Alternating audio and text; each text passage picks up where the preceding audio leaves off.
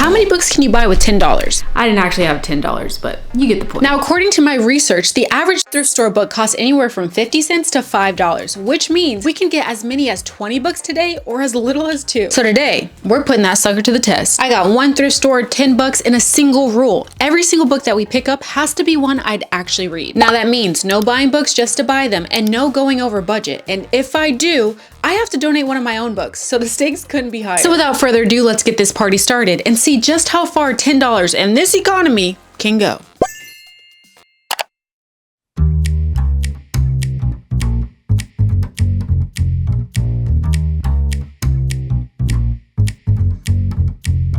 We just got here and I'm literally so excited because books have been getting so expensive lately. Every single time I go to the bookstore, each book is around $20 to $30 each, which naturally makes it really hard to have this as a hobby. And plus, I want to show you guys that you can build your dream library without breaking the bank. The last time we did this, I was able to get so many books that I knew for a fact were 5-star reads. The only problem was I already owned all of them, so it's not like I could take them home, but hopefully that does not happen today.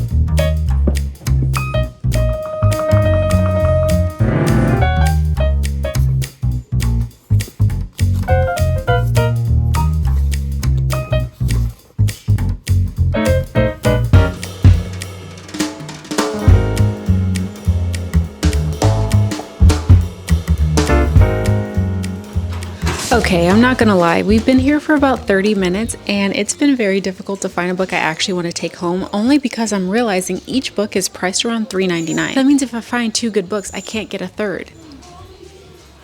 What do I do? Now, even though I can't bring these books home, I do want to prove to you that you can shop at the thrift store and find really good books. First of all, I found Intermezzo by Sally Rooney. This is a book that recently just came out. Now, I'm not necessarily the biggest Sally Rooney fan, but if you are, you could possibly find it at the thrift store. I also found The Nickel Boys. This is such a popular book right now. The fact that I found this in pretty good condition, insane. Now I'm personally realizing I'm having the same problem as last time, where I'm finding a ton of good books, but I own literally everything that I want. So what can I do? The only book that I found is $4. That means we have a budget of $6 left. Hopefully I can find something else. Not to beat a dead horse, but look at these 3 books that I found that are in perfect condition. Hold on. Paper Towns by John Green. A Man Called Ove. I have this. If I didn't have this one, this would definitely be one of the books that we'd be taking home today. And last but not least, A Novel Love Story by Ashley Poston. She's the same author who wrote, oh my gosh, what's that book? The 7-Year Slip.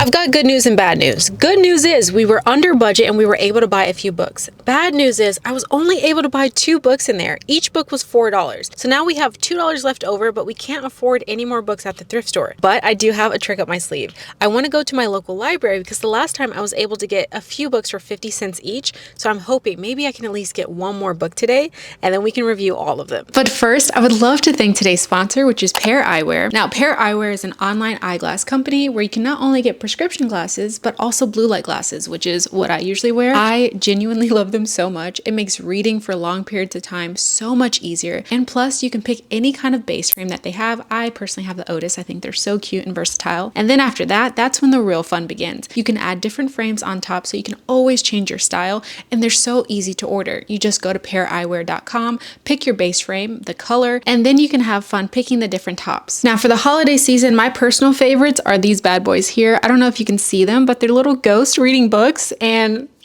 something about it is really cute. It makes you feel like a librarian, and I really feel like the main character here. But if this isn't your thing, you can go on their website and check all the other designs they have. Plus, they also have sun tops, which is great for when you want to go outside and also protect your eyes. So these are the ones that I have, and they're so cute. It's easy to put on. I can go out, run to the library real fast, and come back home. So if you want to try Pair Eyewear yourself, make sure you use my link down below and use my code to get 15% off your first pair. Thank you again, Pair Eyewear, for sponsoring this portion of the video.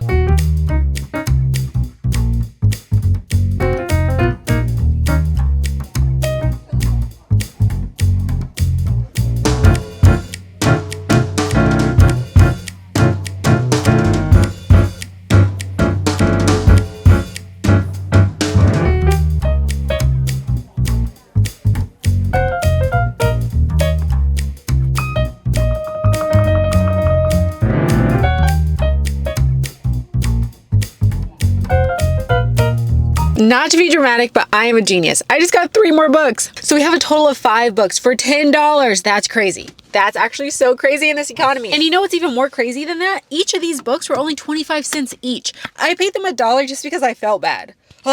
We love a sale. I know it's not going to sound like it in just a second, but I hate a bragger as much as you do. I hate a bragger as much as you do. And yet, we got 5 books for $10 today. That's amazing. The 2 books we got from the thrift store cost $8.51 with tax, so we could only get 2 books. And honestly, that's not too bad. They had a ton of recent books and like very popular books. However, there were 2 issues with it. For one, I own most of them, so that was my own problem. But for 2, some of them were pretty damaged and pretty weathered. So that is something you're gonna have to worry about when you're looking for secondhand books. The way I tend to combat that is just going there when I know I have way more free time, so I don't feel like I'm wasting a bunch of time as I try to go through every single book, because it's kind of what you have to do. It's like thrifting in general. When you go to thrift, you don't think that every single thing is going to be a gem. No, you have to scan through every pair of jeans, every shirt, and find the one item you're willing to take home. It's kind of the same with books, unfortunately. I went through every single aisle. Most of the books were weathered, yes, but then there were a ton of books that were actually really good. And then from those really good options, I had to find the ones that were in good condition, and then the ones that I didn't own, and then the ones I was willing to take home. So you're going to have to do that a few times, but I definitely feel like you can build a solid library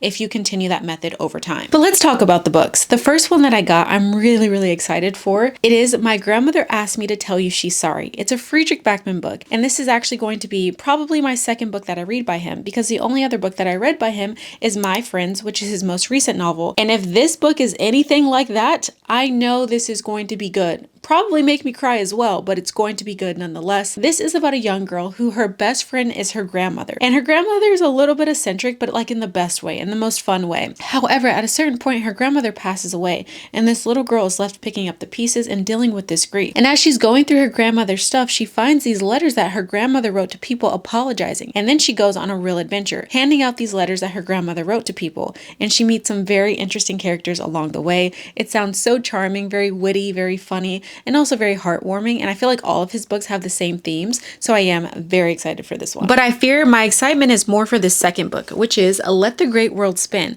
This is a book that's based in true events. It has New York City in 1974 as the backdrop, and it kind of uses New York City as a spiderweb of stories of some sort. It connects different people, different struggles, and different situations, all by this astonishing act of a young man tight-roping between the 2 twin towers. This is a true story that actually happened, but someone actually wrote like a fictional story about it, and it just sounds so good. I also looked it up on Goodreads when I was at the thrift store, and it has really great ratings, so I am definitely excited about this. I did see like the news article a long time ago. I don't even know how I came across it, and then now I'm seeing the book, so I feel like now I actually have to read it. Then we have our library stash, where we really lucked out and got 3 books. Each of them were 25 cents. Absolutely nuts. I'm so happy about this. The first one is a childhood favorite. This is a book that I read in 8th grade. I think it was mandatory reading, but I was one of those weird kids that actually liked the mandatory reading, and one of those books was The Outsider. This is like the coming of age story of all coming of age stories. It's about this young kid who's just stuck between his loyalty to his friends, the greasers, and then these rich kids that always bully them. And it's just about heartbreak. It's a lot of fighting, a lot of violence, and just growing up in the harsh reality of the world. And it's so good. I remember like not being able to stop myself from reading it when I was reading it in school. And when I saw it, I was like, oh, it would be really nice to reread it. So I got it. And again, 25 cents, so not bad. The second book I got is also very nostalgic to me. It is The Fault in Our Stars. Do you remember when this book had like an entire generation at its neck? Like we were all so feral for this book, and then the movie came out, and then we really went nuts, at least for me. This is a book about 2 terminally ill kids. They have like cancer, but different forms of cancer. And they meet in this grief group for teenagers and slowly but surely fall in love, and it's so beautiful. It's so heartbreaking. John Green is a great author. This isn't his first like really good book, but it's the first one that I was introduced to, and I fell in love with it immediately. And then I watched the movie, sobbed. I remember sobbing. I haven't seen the movie since the first time I watched it years ago, so I genuinely can't tell you if it was good, but I remember the way it made me feel. And as soon as I saw this, I just felt gravity pulling me towards it, so I had to bring it home. Last but not least is another YA dystopian classic. This is The Maze Runner. I remember starting the series series as a kid, but I don't think I ever finished it. However, it really is kind of like The Hunger Games meets The Lord of the Flies. It's about these group of teens who wake up in a maze and they have no idea how they got there. They have no memory of how any of this happened, and they have to get through the maze. However, every single night the maze changes. So it's really about the adrenaline, the what the heck is going on kind of energy, and not really about the character development. But it's one of those books that get kids into reading. And I have to say, I'm not giving up on my niece trying to read still. So I thought that maybe she would like this. And also I don't mind like picking up another YA series. I think like a lot of the times people look down on YA for whatever reason, but sometimes they're really good. And I remember this being really good.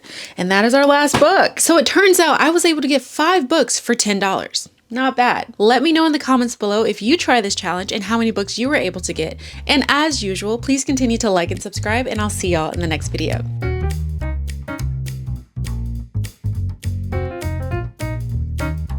I am so excited to read these books. I think, honestly, I think I'm going to read this one first. It is in perfect condition, first of all, and I'm really on a Fredrik Backman kick now because I read that first book and it was really, really good, and I think that this one's going to be just as good, and it sounds like something I would relate to, not gonna lie, it does sound like it was made for me, so I'm very excited for it.